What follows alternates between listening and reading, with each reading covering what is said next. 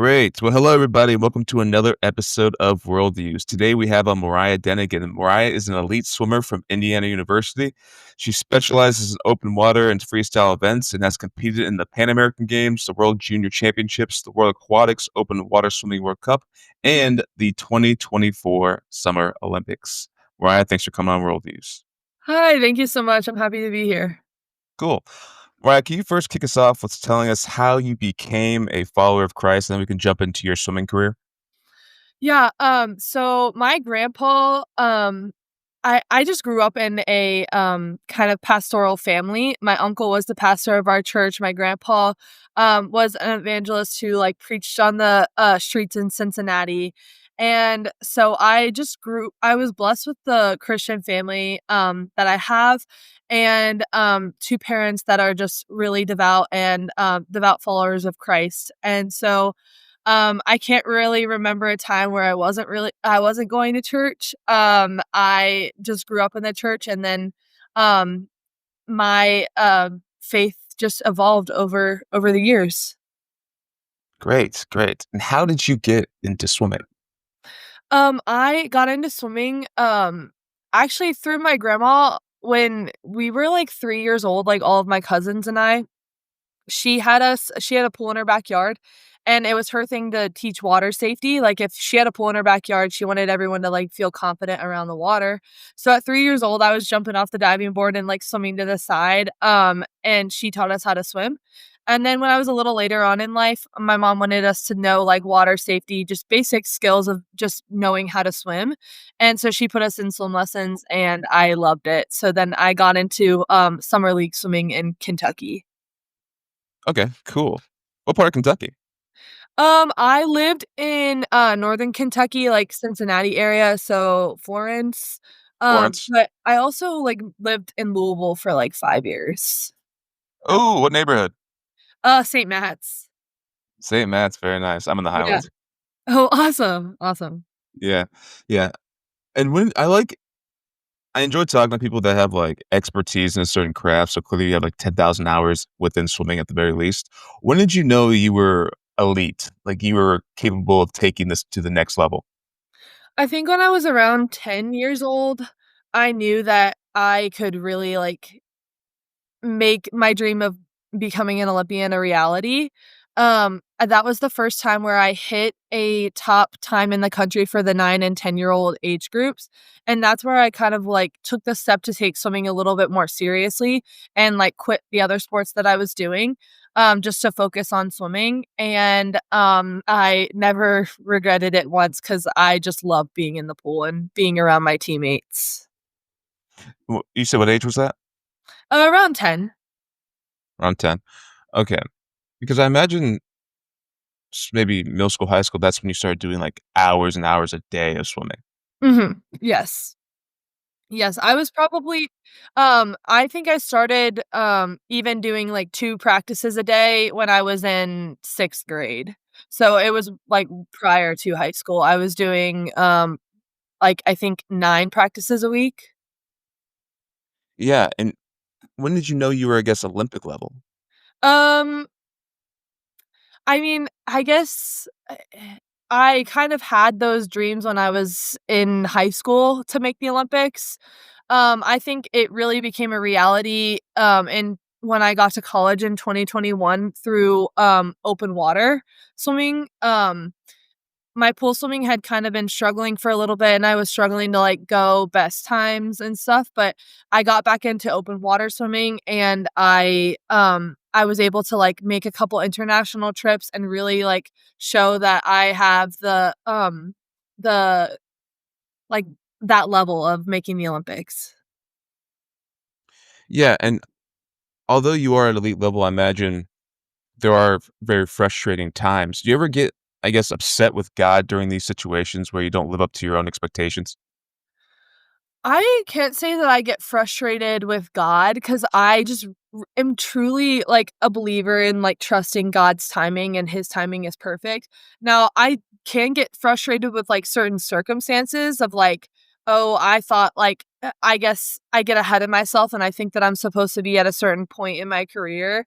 And but then I kind of just remind myself that like in God's timing, like the verse that I have is Psalms 37:4 is delight yourself in the Lord and he will give you the desires of your heart. Like God gives you your desires. And so he wouldn't give me these desires if it wasn't his plan for me in the future. So just knowing and trusting that it's all in his timing and it'll all work out and just kind of going through the process that way. Amen. We hit up the hours of training you would do weekly when you were younger, but how was the training experience like for the Olympics? Um, so I ended up redshirting last year for NCAA, like from NCAA competition. um, just kinda to focus on, my training for the Olympics, and basically, it was a lonely year, I'll be honest, like, I had to prioritize my training and my health, and sometimes that meant not being able to do certain social events because I was focusing on this qualification, and it was actually, like, a year ago today or around this time is when I qualified for the Olympics.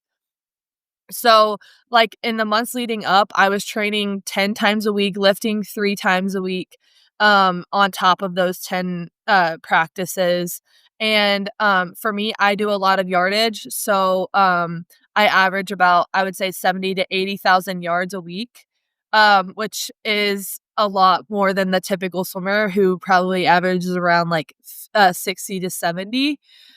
So I was training a lot and, there were times where I was just doing whole practices on my own, but that's how I wanted it, and I knew that I needed to do that in order to, like, do what I needed to do in order to accomplish my goals, if that makes sense. Yeah, did you hire like a nutritionist or something for your diet? I've been working with a nutritionist since I was 13 years old. Um, she is actually local to the, Ohio area, like Cincinnati area. Her name's Dawn Weatherwax. But I've been working with her since I was 13 years old, and so nutrition has always been a huge part of, being an elite athlete. I also work with, like, strength coaches who, are, like, at the United States Olympic Training Center, so they send me over workouts and, made sure that everything was in line for me to qualify this time last Yeah, I year. guess yeah, what is I guess like what food are you allowed to eat? I imagine it's fruits, vegetables, and meats. Is there anything else? I assume pastas and stuff too, maybe? Carbs? Yeah, I stay away from pasta, but it's because I have a gluten sensitivity, so I stay away from all gluten. But it's just like a healthy balance of like fats, proteins, and carbs, and just making sure that I'm getting all of those macro nutrients in line, I guess. But basically she'll give me like a plan for a day, like a day each week, based off of the level of training that I'm doing, and that's basically what I eat. And a lot of it, like I have flexibility, so like so it might say on the plan to have 4 ounces of chicken, but I can have 4 ounces of beef. It's, like, interchangeable. So, yeah, it's just a lot of, I have to plan a lot ahead in order to, make sure that my nutrition is on point each day. Mm. Yeah, and you mentioned that it was a very lonely year, and I was thinking about it because you're for one thing, you're an athlete at a college, so you're kind of in your own bubble as it is, but now you're training for the Olympics, which puts you in kind of a smaller bubble too. And also, there are times where swimming is a team sport. There's times where it's an individual sport. Can you walk us through how those times were? Like, how'd you get through the kind of loneliness of training to a degree? I kind of got through it with my, like, own driven mindset. Like, I was so driven to the sense of, like, I know that, like, I will say, like, at this time last year, like, before I qualified, I was like, "I know I'm going to qualify," because I've known that I'm done. Like, I was confident in the plan that I've done and confident in the training that I had done, that I knew it was just time for me to go and compete at that World Championships qualifier. And so I think with my own driven mindset, I was so on point with my training and confident in the times that I was going in practice that there was no way that I wasn't making the Olympic team. And I'm not saying that to like sound arrogant. It was just the fact that like I was so confident in the training that my coaches had given me, the times that I was going, and like how my body felt leading up to that competition. And like there are times when I don't necessarily feel that way heading into a competition, but I feel like the times that I get like when I feel like that, I get through it like by leaning on my teammates more and kind of leaning on them, pushing them in practice, and in return they push me in practice. So Mm. And I'd love to hear, I guess, like the beginning stages of how you're feeling that whole experience of when you're first gearing up to go, and then once you arrived to Paris. yeah. So, qualification for me was a little bit different than the pool swimmers. The pool swimmers didn't qualify until like late June. I was qualified in February of 2024. So for me, it looked a lot different than my teammates who made it in the pool because they still had to go through a stressful competition in order to qualify. While I, on the other hand, was already qualified at Olympic trials, like for the Olympics. I was the second Team USA swimmer to having like punched my ticket to Paris. So it looked a lot different for me. Um, and a lot of what happened like after World Championships was just okay, now that I had the result that I wanted to, I can't be satisfied with just making the Olympic team. I need to push further. And because at the end of the day, my goal was to medal at the Olympics. Now, even though that didn't happen, I feel like I prepared myself in every way that I could, um, leading up to like that Olympic race. Um, so yeah, it looked a little different for me than it did for my other teammates who were on the Olympics, but who made the Olympic team. But it was just a lot of trusting my coaches and trusting the process throughout. Yeah, and leading up to it, I mean, I assume you guys are talking more about the US performance as a whole more than what possible competition there is in the rest of the world. Are you guys doing any type of like, we gotta be careful for this country and that and whatnot? Open water is a really small community, so you know who's gonna be up top and like who you need to like follow. Cause at that World Championships in February in Doha, where I qualified, I think I got fifth. So I knew the girls that like, okay, these are the girls that are constantly getting in the top three and who are most likely going to medal. Now, the Olympic event was a lot different because it was conditions that no one was ever used to. So it actually shook out to be a lot different than what was who was expected to podium, I guess. But it was just a very mentally tough and draining race, but a lot of the preparation on like the preparation side of things, I don't really think about like what other people are doing because I know that I like have enough faith and confidence in my training that I don't need to be worried about what other people are doing in order to like, I don't know, catch up, I guess, if that makes sense. Sure. What were those conditions like in comparison to what you were expecting? They were awful. Like, swimming in that river, I never wanna do it again. Like, it was so, so awful. I'm used to, like I can handle very rough conditions when it comes to waves and, like, any kind of rough, like, physical roughness that I experience, like, whether it be a girl pulling on my ankles or punching me, like, I can handle that kind of stuff. The current was something that I was never used to swimming in, like, we had never swam in a river before. That current was I think it was moving like 1.97 meters per second. So it felt like you were not moving at all at some points. And it was just a very frustrating race because of the fact that I was so prepared physically and mentally for that race, but I wasn't prepared for the conditions. And so I wish I had a little bit more preparation for that. And I think personally, if you took the same group of girls and put us in like the backup because we were originally like they didn't know if we were supposed to swim in the Seine River or not. Like there was this whole controversy over it being very like disgusting and dirty and stuff. So they had a backup venue in the rowing basin. And I think if you took the same Olympic like group of girls and put them in the rowing basin, it would have been 3 completely different medalists based off of like current like based off of previous World Cup entries, just because that race was just so bizarre. I think I was 3 minutes behind the leader, and I had never and which is absurd for me because I was 2 seconds behind the leader in Doha.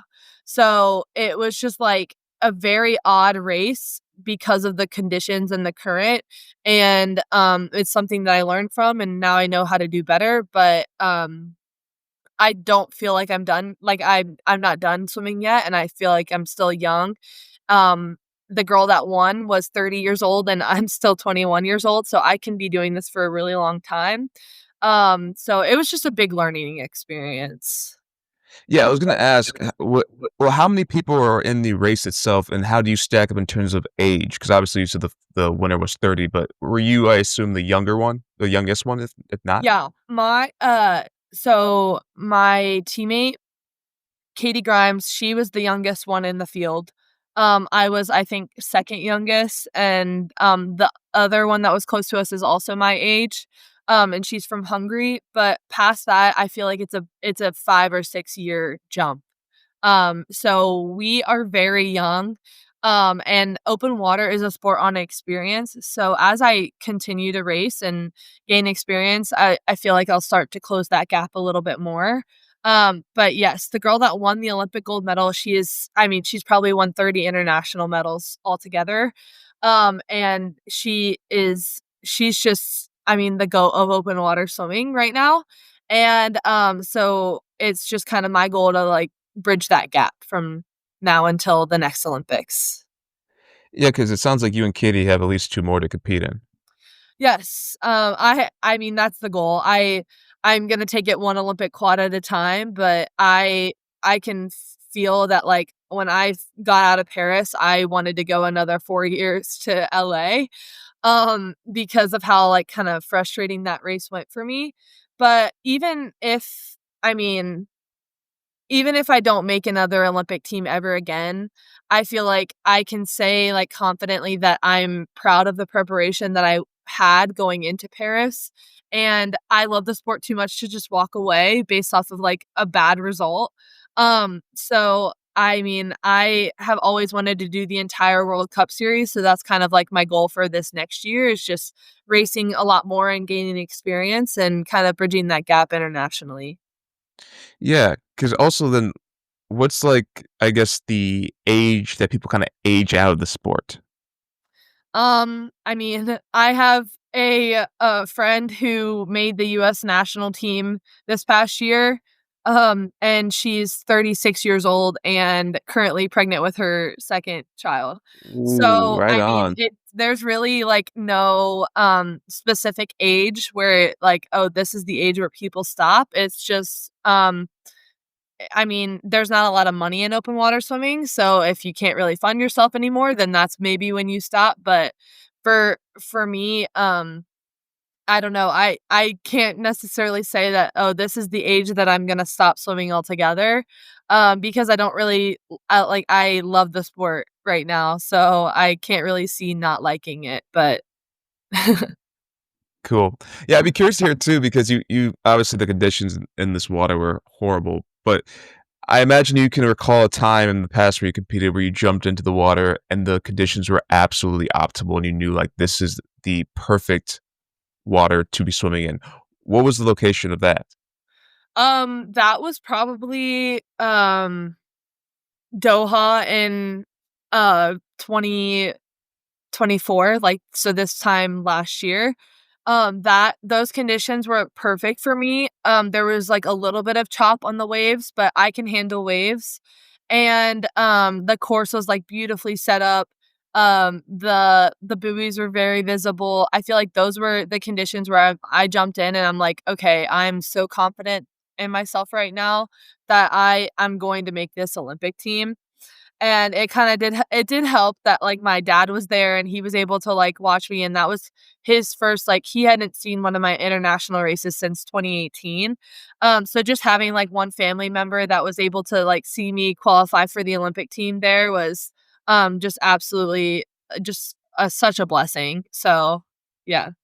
Wow, that's cool. And so you're 21, correct? Yes. And I had it down that you were in the Pan American Games. Was that in 2019? Yes, I was in the Pan American Games in 2019, in Peru. Yeah.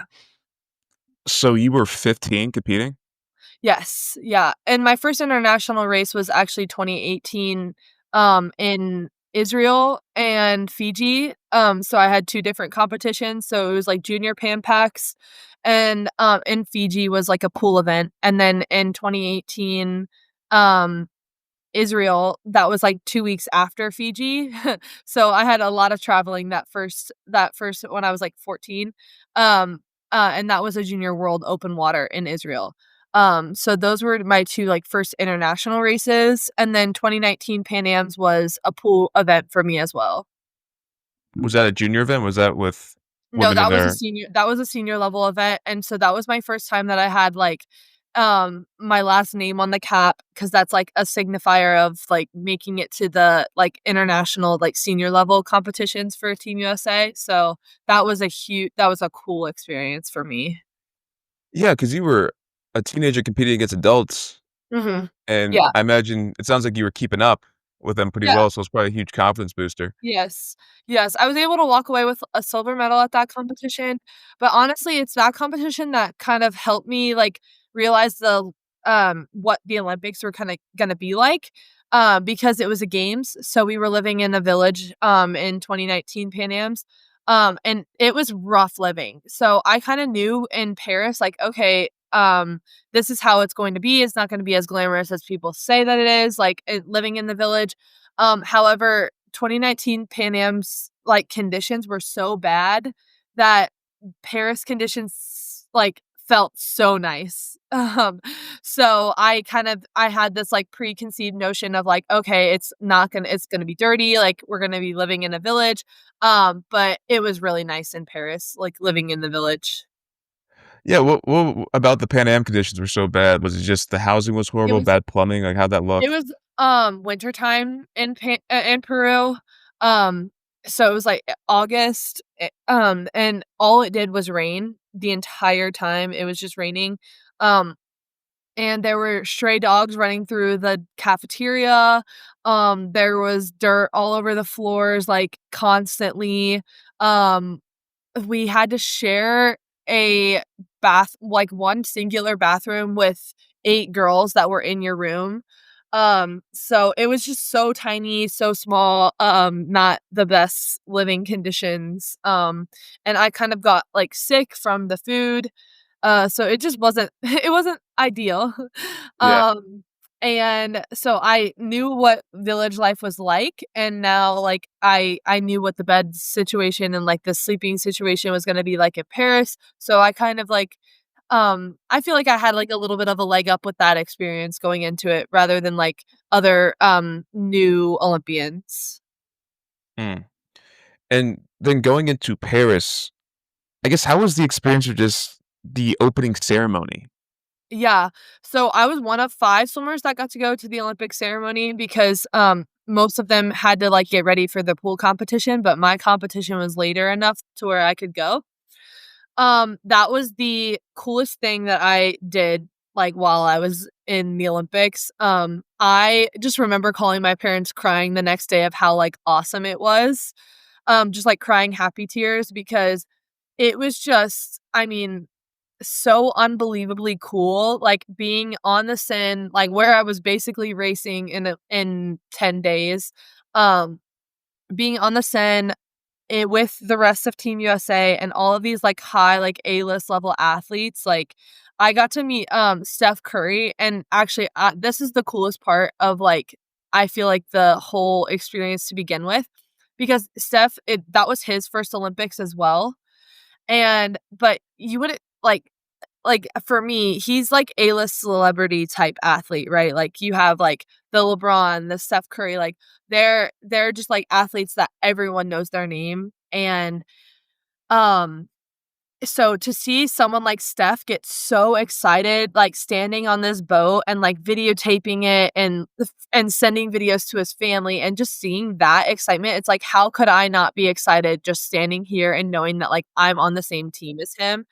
And, I ended up getting a picture with him, and, I was like, "Hi, Steph, like, I am a huge fan, can I get a picture with you?" And he's like, "Well, first you have to tell me your name and, like, the sport that you do." I was like, "Oh my gosh," like, he actually is just so down to earth and he actually cares. So that was just it was so cool. So Well, cool. that is so awesome, and I'm sure Yeah. did you see, like, LeBron? Yes, I saw LeBron, however, like, everyone was trying to get a picture with him, and I was just like, "I don't wanna, like, overwhelm, like, people and, like, try to push my way through." So I just was like I kind of just saw from a distance, but, I am also a huge UK, Kentucky, basketball fan, so I got to see and get a picture with Devin Booker, which was really cool, Oh, that's dope.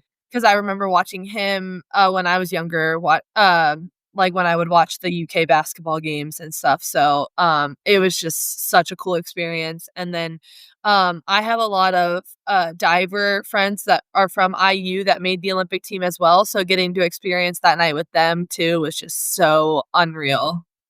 Oh, that's so cool. His college Yeah. friends there, that's awesome. What is the vibe of the Olympic Village when you first start out? Are people happy, excited, nervous? 'Cause I'm assuming it's just a kind of hybrid of emotions there. Yeah, I feel like it was a party every day. People were so excited to be there, and, you can kind of tell, like, the people that were like, "Okay, I made it to the Olympics, and that's it." Like, they didn't really care how they performed, but then there's us, on the other hand, like, Team USA athletes who were, like, super conscientious about still getting, like, the recovery necessary, the food and everything, so, like, for us, it wasn't a party every day, and we had to go to sleep with sound machines on because it was really loud, and, it got loud at night, people were up late partying and on different schedules than us.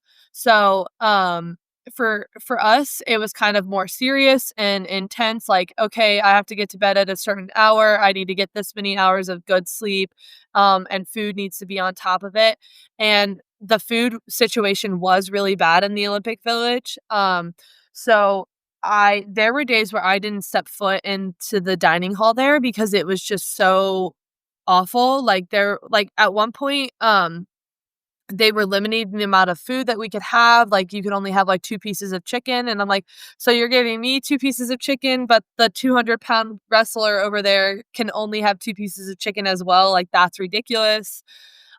So I and then you would wait in line for, like, 45 minutes, and sometimes it would come out raw, and, so I kind of got a little fed up with that and, like, going it was just overwhelming.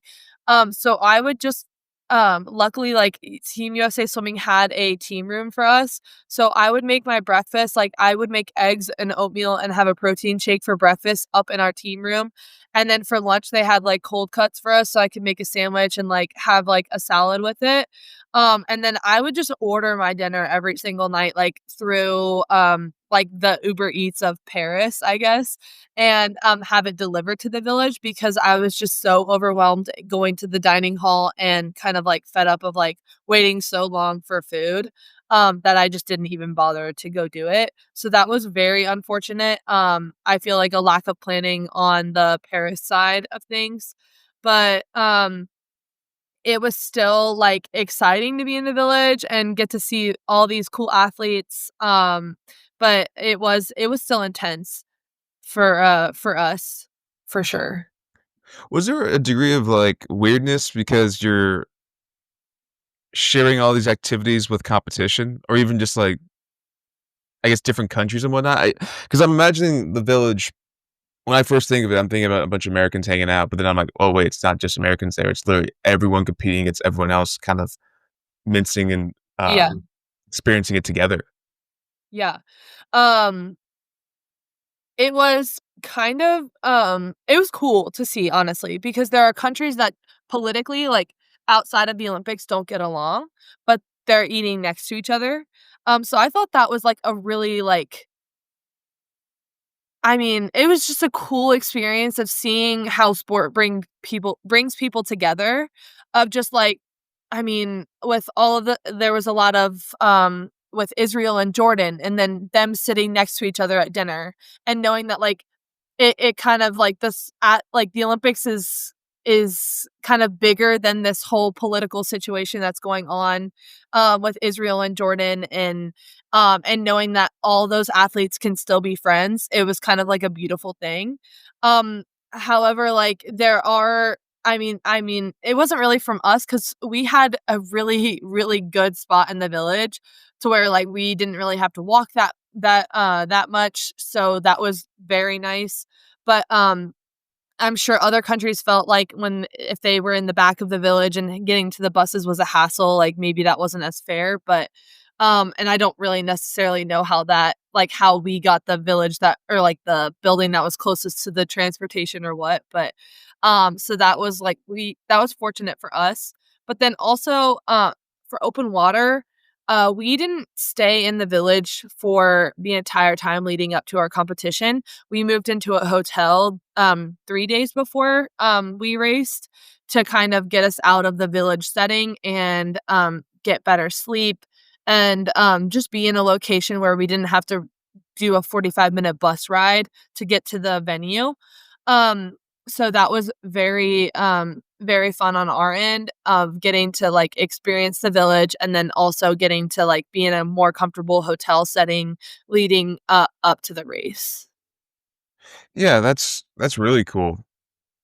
And obviously, from the public eye, we can only glimpse into seeing you guys on the boats, some stuff at the village and whatnot. What are some things that happen that athletes experience at the Olympics that the average person would have absolutely no awareness of? The transportation issues, one time we got stuck on a bus for an hour and 30 minutes because the bus driver got lost, and there were a lot of, like, closed roads because of, the, like, Olympic transportation, and the bus drivers didn't necessarily know the correct route to go every single time, so that was a huge issue, um and it was just I mean, unfortunate, right? Like, I wasn't able to go to any of the, pool races a lot. Like, I think I saw one, session of finals, to watch the Olympic swimming, um because of the fact that it was just so on like, not it was just not ideal, like, I couldn't, because I was going through that was another thing, I was, like, separate from the pool swimmers in a sense, that was probably the toughest part for me, was being so kind of, like, on the outside of the pool swimmers because I didn't have a pool swimming race, but Katie did, so she was still kind of interconnected with the team, but me, on the other hand, like, Ivan and I were on the outside of things of, like, we still had really hard practices, while everyone else was already competing in Paris.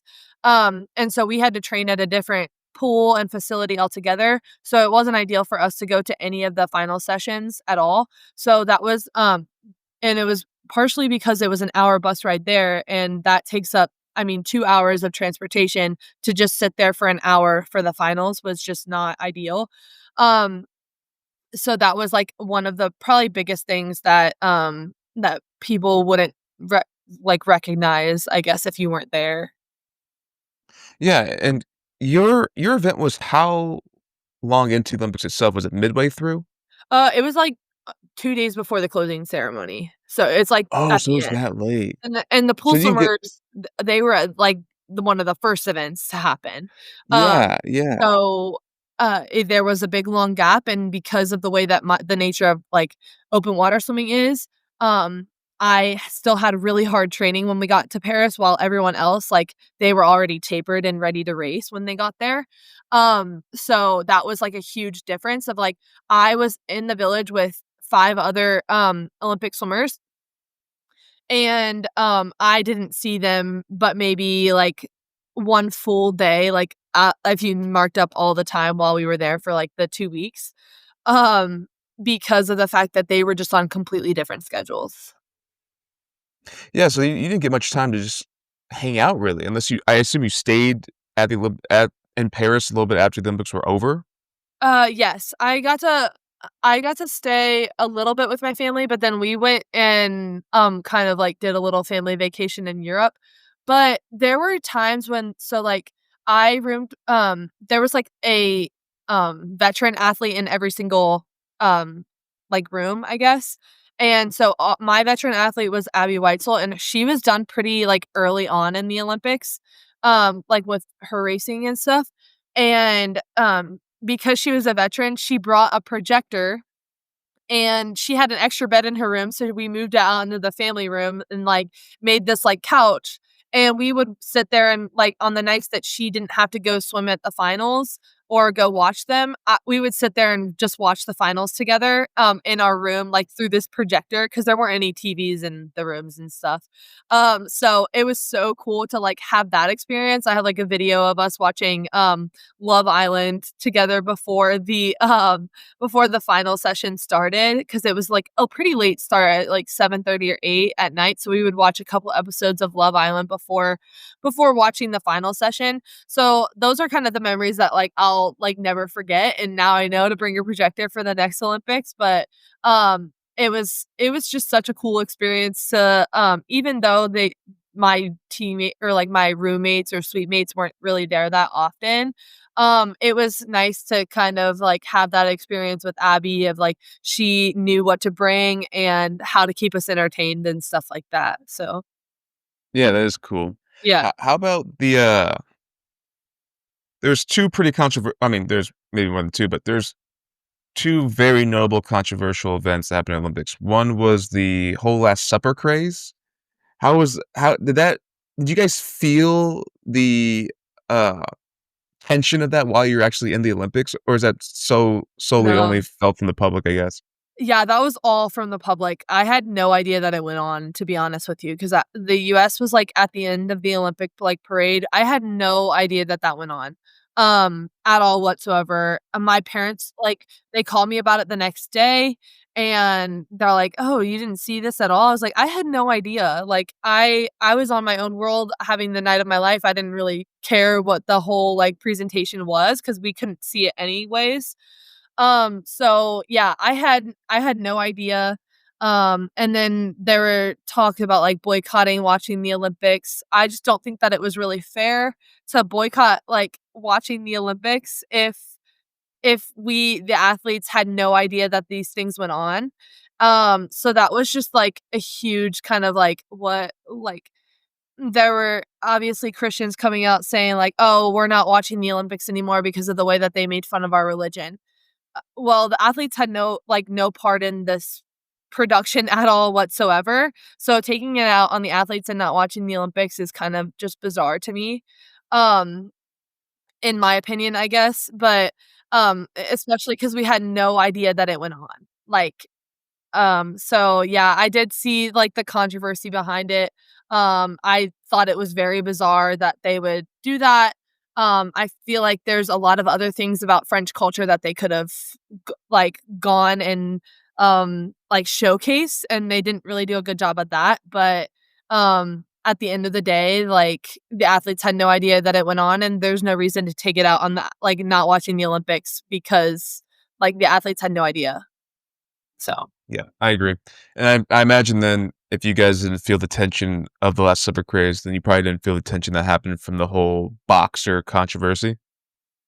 I yeah, I don't think we didn't really feel that tension either. I actually don't I didn't see that until, like, long after, because I, like, wasn't really, like, on social media as much, like, through Sure. competition and stuff, so I didn't see that until far after the Olympics was over, really. Okay. And were you able to, I guess, befriend people from other countries, athletes from other countries? Yeah, I have, really good friends from, like, Great Britain, who swim open water. Um, there were, I also made friends with, like, other teams, like, on Team USA. I travel a lot, like, we have the same schedule. Open water has the same schedule as US artistic swimming a lot, so I see those girls all the time. and getting to see them, like, through, like, winning their medal and stuff, it was just a full circle moment because I got to see them qualify for the Olympics, because we were there in Doha at the same time. So I got to make friends with all of those girls, and, yeah, and then there are also other, like, open water swimmers that I am friends with because I've just been traveling with them in the World Cup circuit for so long. And I guess how had the whole Olympic experience kind of changed your worldview? I know you traveled before that and whatnot, but this is kind of a whole different experience when it comes to, I guess, the stakes, the people that are involved, just all of that around it. How did that, I guess, change your worldview perspective? I think I mean, obviously for swimming, the Olympics is, like, the pinnacle of our career. Whereas, like, for other sports, like, I don't know, like tennis, for example, the Olympics isn't as big, like, winning an Olympic gold medal isn't as big as, winning a Grand Slam title, right? Like, it's just different for each sport, right? But, for swimmers, the Olympics is, like, the pinnacle of our career, like, that's the competition that you want to qualify at, you want to medal at, and, kind of being able to experience that and, know what it's like added another level of kinda drive towards my career of, like, "Okay, I want to make it back." Like, I don't want this to be my last one, like, I want to make it back, I have more goals in the sport, and, so just kind of it kind of left me more with, like, more motivation, within the sport of swimming, like, I want to accomplish more within the sport, and so what do I need to do for the next 4 years in order to, like, get to that pinnacle again?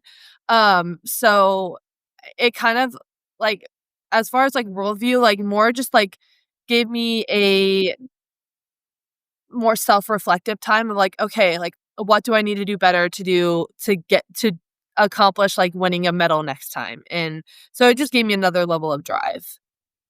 Okay. Do you ever think about doing both open water and the pool? Oh, yeah, absolutely. I think that if I train for open water, my pool swimming will be better. That's always how I've been. Especially, like, I've always been the type of person that the more yardage that I do in training, the harder I get pushed in training, the more physically fit I am for pool swimming. And so it kind of goes hand in hand. So I think that I'll go my best times in the pool when I am also swimming really well in open water. So the training is basically the same. So it's like I don't think I'll ever stop pool swimming. However, I am excited to kind of focus a little bit more on being able to focus a little bit more on the going to the World Cups in open water and racing more, if that makes sense. Yeah, yeah. And this is a serious question. I know you said that a lot of the dishes in Paris were not the best, but what would you say was the best dish you had in Paris? Oh my gosh, the croissants are actually to die for. I will never eat one again in America, like, they're just not the same at all. Um, so that like, I think my favorite meal that I had was on the morning of the men's 10K race. Katie and I, before the race started, because we had, like, an hour to kill, we went to a cafe that was, like, right outside of the venue, and had, like, hot chocolate and a croissant, and it was so good. Like, it was honestly, their pastries there are just to die for, but I hadn't, like, wanted to eat because I was focusing on my nutrition, right? Like, I didn't eat it until after I was done racing. But that is definitely, like, the things that, like, I feel like for me personally, I like the experiences of new countries. Like, I when I go to a new country, I like to experience, like, the culture behind it and, like, what the locals like to do and stuff. So I felt like that was a very, like, localized thing of, like, just going and sitting down at a cafe for an hour and enjoying, like, a pastry and a coffee. And, so that those are the kinda, like, the moments that I, like, look forward to when I get to travel to new countries. Yeah, because you said you guys traveled a little more to other European countries after the Olympics. Where else did you go? We got to go to, we took the, like, Eurostar to London, so that was awesome, like, cause the train literally goes underwater for, like, 30 minutes, and you have no idea. So we took the Eurostar to London. We stayed in London for a couple days with, like, a friend down there, who's actually, like, she's an evangelist in London. So that was Oh, really cool wow. to, like, see, she, like, took us around. And then, after that, we flew to Ireland and, like, drove all over Ireland, um, and, like, literally all over the island. Like, I think we probably drove over, like, 800 miles or something crazy like that. So then we flew back because I had to fly out of Paris, for, like, Team USA logistic reasons. So then we flew back to Paris for a day, and we got to, like, see some more stuff in Paris, but I think we were, like, traveling Europe for a total of 7 days, before we went back home to Northern Kentucky area. Cool. Also, did you ever interact with I guess, any Christians in the Olympics as well? Um I really, really badly wanted to meet Sydney McLaughlin.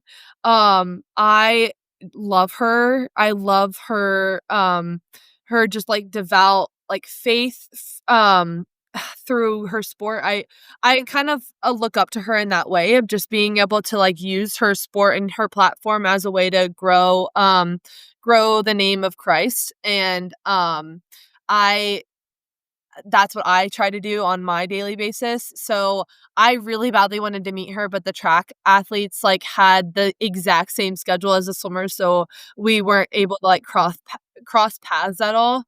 I think that it's so cool to see how many athletes, like not just Olympians, but like athletes in general now just stepping out in their faith.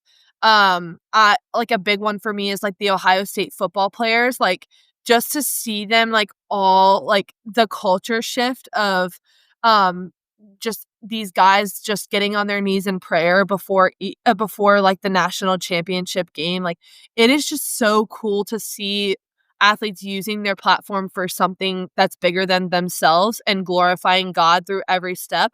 And that's kind of what I try to do of just like making sure my teammates and and other athletes know that, like, if they're ever struggling within their faith or their own walk, that they can come to me at any reason, like, for any reason, and I'll be willing to help them.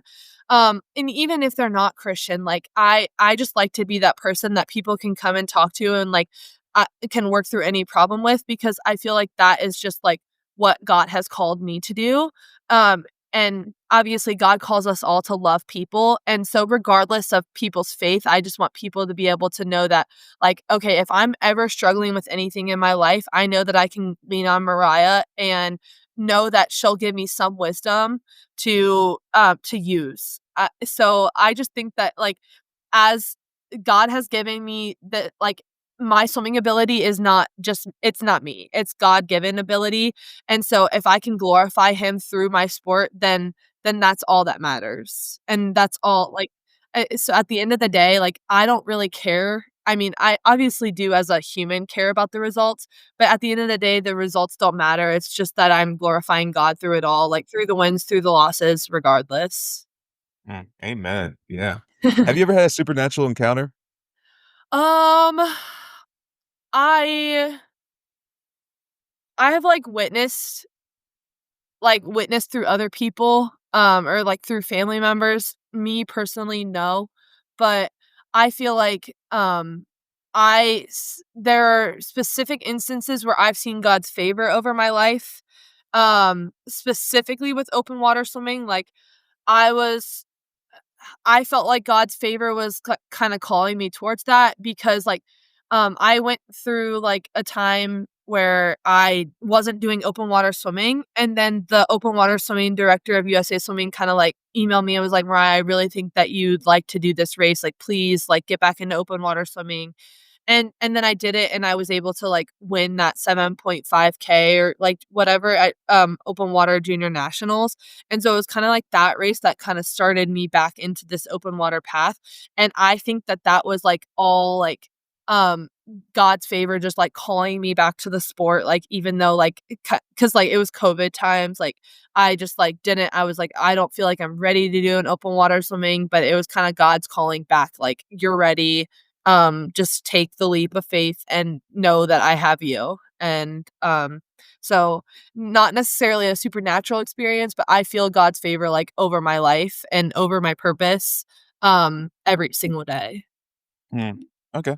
And what was your favorite memory as an athlete outside the Olympics?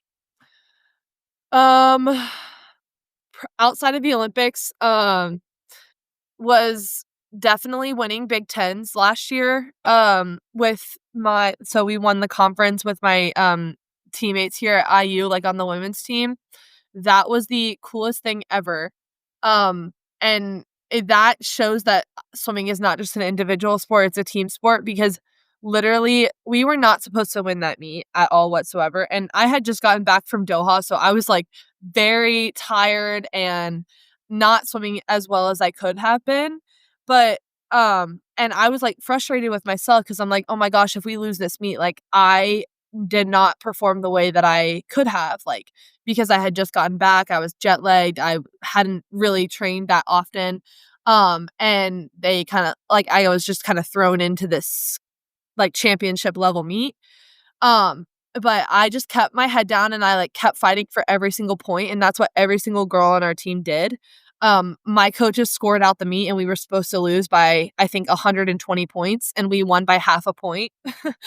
That was the craziest like, it came down to the last relay, like, it it was the it probably will literally go down in history as the craziest, like, conference win ever, just because of the fact that, like, we were not supposed to win.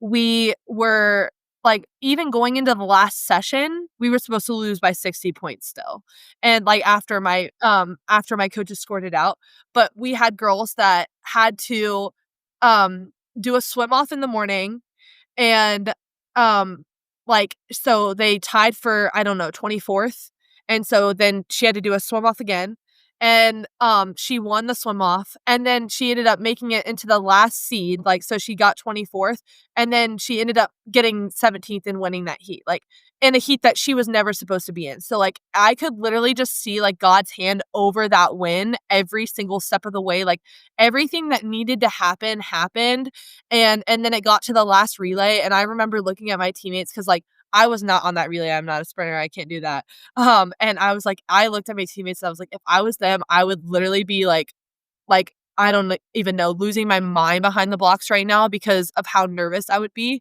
but we got behind them, we cheered them on every step of the way, and we ended up beating Ohio State in order to win that entire, like, conference, and, that it was the coolest experience ever. All of the guys' team drove up to watch us win because, they, like, believed in us, and it was just, like, something I'll never forget. I'll never forget that That's feeling. dope. Yeah. Wow, Yeah. that's so cool. And I guess now what's next for you? I actually leave for Big Tens on Tuesday, so hopefully we can become back-to-back champions this year. Okay, so it's gonna be Big Tens and then, because are you a NCAA. junior? No. This is my last, like, I'm done with my, eligibility this year, but I graduate next December, or sorry, this December, I guess. December of 2024 is when I graduate, but, um, I am done with my eligibility, so, like, I'll have Big Tens this week, and then in, exactly a month, I'll have NCAAs, and then I'll start my professional swimming career. Wow. Yeah. So how's that look leading, I guess, obviously you have LA Olympics in 2028, but your professional career starts soon, so how's that look?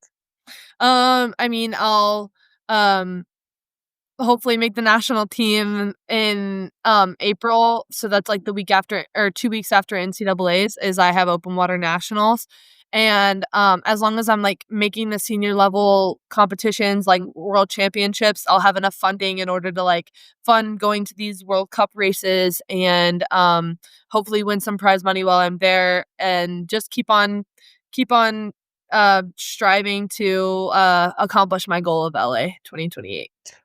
Awesome. Okay, last question for you. We always ask our guests on the show, what is one question you would ask God if you knew He would give you an answer? What would be the question for you? Um, my gosh, that's such a good question. Um,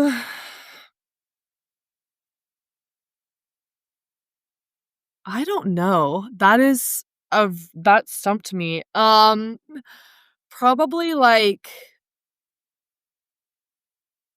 in what ways, and I feel like God would give me an answer to this question, like, in prayer, but in what ways, could I be doing better or, like, reaching out to others, in order to, like, lead them to God? That's my question, I guess. That's a good question. I think the only person I heard say something like that was a Catholic priest. Said, how can I serve you more?" Something along those lines. That's Yeah. very cool. Well, Mariah, thank you so much for taking time to come on. Any final words, thoughts, wisdom? Um, no, just, keep the faith, keep the walk, and, I think God'll have his hand on your heart. Awesome. We'll have you back on in 2028 when you go to LA, post LA, that is. Yes, love it. Cool. Thanks for coming on. Yeah, thank you. Free audio post production by alphonic.com.